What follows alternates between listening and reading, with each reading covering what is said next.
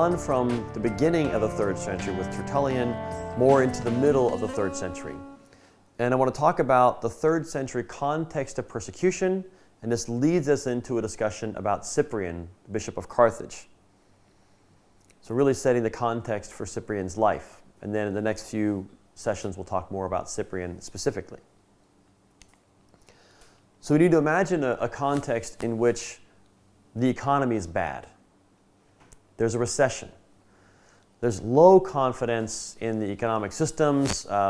Poverty is an issue, an increasing distance between the upper class and the lower class. The economy is not good. We have a context in which there have been wars in the Middle East. And these wars in the Middle East have been a drain on the economy of the government and the economy of individuals. These wars in the Middle East that seem to go on and on and on, and some people are saying enough already. Enough wars in the Middle East. Let's get out of the Middle East. There are foreigners crossing the border. Immigration is an issue. It's a hot button issue. This is our land. We have a right to be here. They don't. They're coming in and they're hurting our economy. Immigration.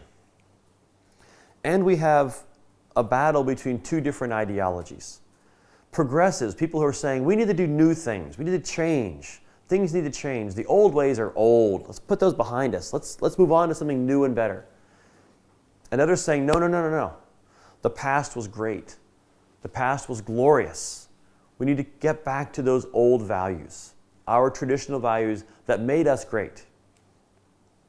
Now, when I show this list to my students or to any American, they immediately think that I'm talking about the United States right now. And my guess is, based upon some of the looks in the room, I could transfer this pretty easily to other parts of the world, right? Economic issues, connection to the Middle East, immigration policy, old ways, new ways. These are issues that other countries certainly recognize as well. But we're talking about the 3rd century. I'm talking here about the Roman Empire in the middle of the 3rd century, which surprises some people. Really? Yes. I talked early on about how history tends to be cyclical. Things tend to come back. So in the middle of the 3rd century, the Roman Empire is dealing with this. The value of the currency has been debased because they're actually mixing in inferior metals with the coins. So the currency doesn't have the same value it used to. There are wars in the Middle East, wars against the Parthians, the empire in what we think of traditionally as Persia, fighting wars with the Romans, just draining the economy of the empire. You have foreigners crossing the border. These so-called barbarians are streaming into the empire, especially from northern and central Europe. And by the way, this word barbarian, it comes from the fact that the Latin speakers of the Roman Empire couldn't understand these people when they talked. They thought they sounded like bar. So they called them barbarians.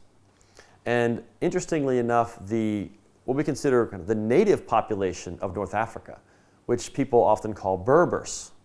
The word Berber comes from the same word, comes from the idea of Latin speakers thinking, we don't understand what these people are saying.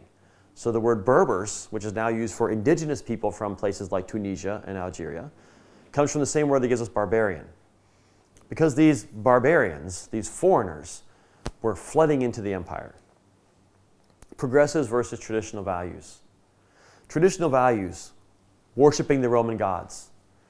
We've talked in previous lectures about persecution, the fear that the equilibrium, the balance with the gods, the favor of the gods could be upset. So there's a push toward traditional values. Worship the Roman gods. It's not about faith. It's about making the right sacrifices, honoring the gods. But you had people coming along saying, no, we need to do things a different way. Who were these progressives? Christians. Christians in the empire were saying, the old ways are inferior. Those gods and goddesses aren't real. You're foolish to believe in stone and wood as the real God. No. Accept this new way, this better way of living. So we have a conflict of ideology, and a very practical conflict, the economy. these different elements are coming to a head in some ways because of a particularly important anniversary. In Roman tradition, the city was founded in the year 753 BCE, which made 247 of the Common Era, 247 CE, the 1,000-year anniversary of Rome, the founding of the city. And as the 1,000-year anniversary approached, people got very nostalgic. They began to think about the past glories of Rome, the past values of Rome. Think about how great Rome was before these barbarians began. But when we always beat the Parthians, when we drove out this group and drove out that group, how great Rome was. How did Rome become so great? Well, the traditional old Roman ways. So this sudden enthusiasm for traditional values. Yes, question? But actually in Carthage, these are not true Romans, they are Carthaginians. In Carthage, they're not true Romans. They're from Carthage. That's true. But we're talking right now about the general spirit of the empire. So we'll see. So we're thinking about the empire in general, and particularly Rome. But we'll see how this enthusiasm for traditional values is going to directly impact North Africa. Yes. So we have these traditional values being pushed. Now, long before even 247, earlier in that century, so during the lifetime of Tertullian, there had already been an indication that a problem was coming. Because in the year 202, the emperor Septimius Severus had passed an edict to seek out Christians. Let's think back to Pliny the governor, writing to Trajan. Trajan says, don't seek them out. Don't seek them out. Septimius Severus in 202 says, you know what, these Christians, these progressives, are wanting to change things. They're becoming dangerous enough. You should start looking for them. Start seeking them out. Now, we don't then have a long period of constant persecution. Not all Roman officials equally apply this. But now there's a legal reason, there's a legal justification to begin seeking out Christians in favor of the old-time ways. Get rid of these progressives, these dangerous Christians for what they're doing. So all this is leading up now to the middle of the 3rd century, to the lifetime of Cyprian, who becomes bishop during the reign of Decius. So I have a picture here of the reign of Decius' name, and I have Cyprian's picture, because these two figures are right across the water from each other at the same time. Their worlds are going to collide. You have Decius the emperor, and you have Cyprian the bishop in North Africa, in Carthage. So Decius, who rules for 4 years, sets out to restore the traditional Roman ways. He wants to bring back the golden age of Rome. The golden age of the empire, when the empire was wealthy and powerful. All that was related to the traditional Roman values. We have a saying in the United States, give me that old-time religion. And it's usually a statement for people who say, you know, back in the day, people they loved God more, and we sang better songs back then, and everyone was more religious back then. Like, take me back to the days when I used to go to church with my grandmother and that good old religion. Give me that old-time religion. Well, Decius is saying, give me that old-time religion. Give me that old-time Roman religion. Bring back the golden age. In 249, he issues an edict. Every inhabitant of the empire must sacrifice to Jupiter. Every inhabitant of the empire. If you refused, it was treason. Refusing to offer sacrifice to the god Jupiter was treason. Now notice, we mentioned before Christians being asked to offer a pinch of incense in honor of the emperor. But here the emperor is saying, no, we're talking about Jupiter, the king of the gods. If we're going to get right with the gods again, if our economy is going to improve, if we're going to restore the beautiful past of Rome, we need to honor Jupiter, the king of the gods, the most powerful of the gods, who can help us. And if you don't do this, it's not that you don't care about Rome, it's that you want Rome to fall. These are the options. Either you are pro-Rome by offering the sacrifice to Jupiter, or you want to see Rome destroyed. Those are your options. You're in or you're out. There's no middle way.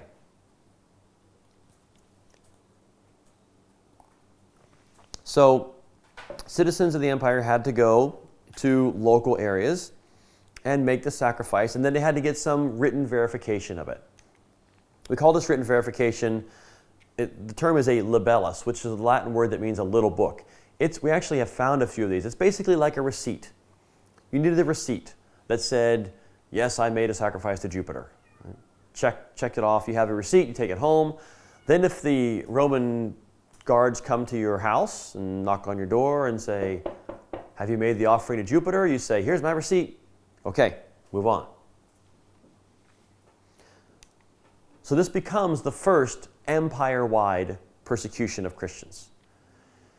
I mentioned before that not many of the early persecutions are empire-wide, even the imperial ones, even ones by Nero and such. But this is Decius saying, in the entire empire, everyone needs to make the offering to Jupiter. Everyone needs to have a libellus. Everyone needs to have, it kind of looks like a bookmark is really the size of it. Everyone needs to have one of these. So if you're a Christian, what do you do? Because the penalty for treason is death. So you have the option, do you make the offering or do you not make the offering? What do you do? Well, the sources tell us that many Christians made the sacrifice. That many Christians actually went and offered a sacrifice to Jupiter, but they found a way to justify it. They said, well, look, we all know from Paul's writings that these other gods and goddesses aren't real gods, right? They're just wood and stone. So if I go and I make an offering to something that's not a real god, I'm not really making an offering to a pagan god or goddess because Jupiter's not really a god. So it's kind of like I'm going and saying, hey, I like that piece of stone. Yeah. I'm not really dishonoring God because that's not really a god. So they seem to have justified this in their minds. Others didn't do this, but they found other ways.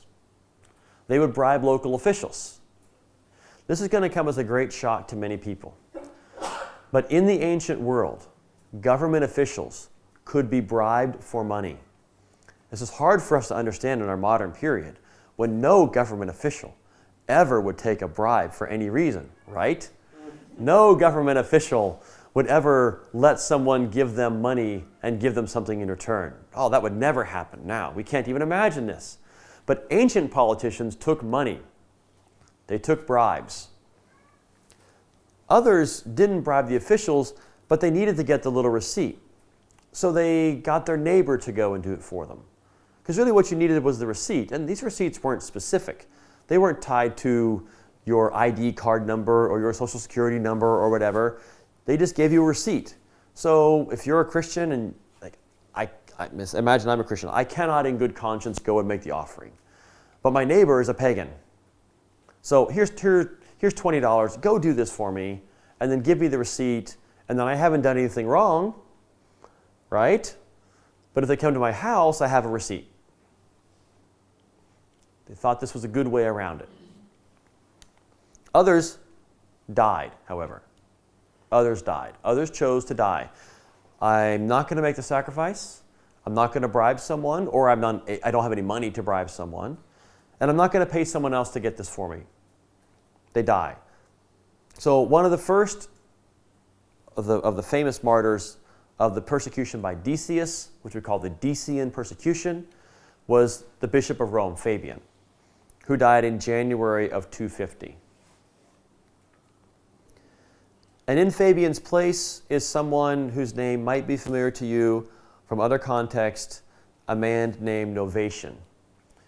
And Novatian's name will come up again later.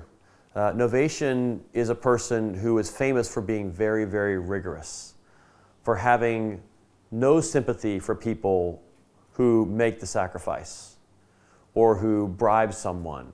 He has no sympathy for these people at all. He's very, very rigorous. He has no interest in forgiving these people.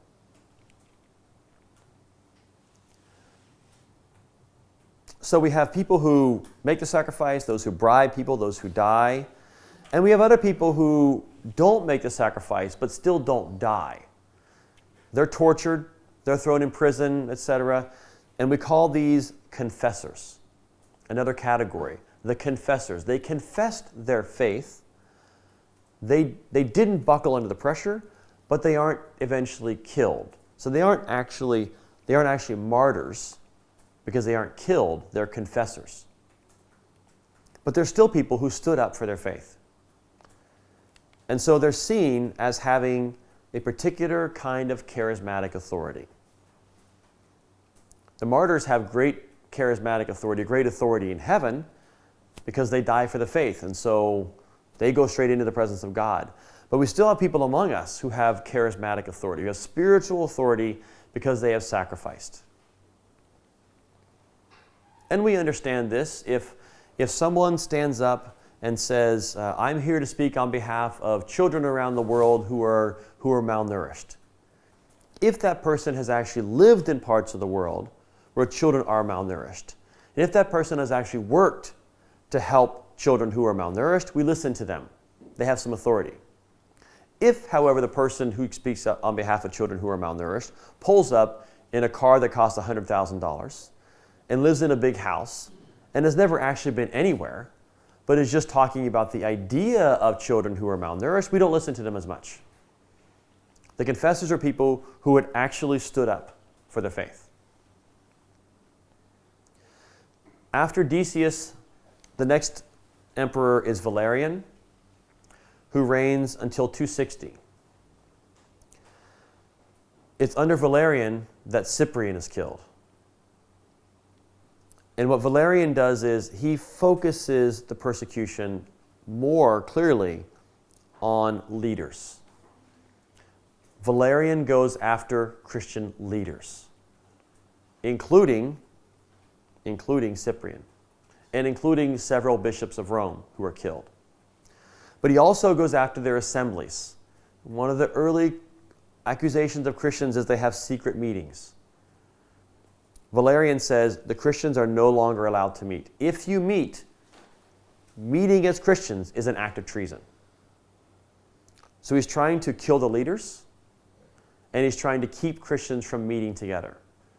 If he can get rid of the leaders and if he can separate Christians, break them apart, he thinks he has a chance to break this progressive, dangerous Christian movement and restore the traditional Roman values, and therefore restore the fortunes of the empire. This is the context for Cyprian. The questions you have about this 3rd century context leading up and into the life of Cyprian. We're going to come back in the next lessons and talk about particular issues that Cyprian has to deal with because of these persecutions. And then, of course, he dies as a result of these persecutions. But even before he dies, there are already issues that are caused by the dynamics of this period. Are there questions about this context?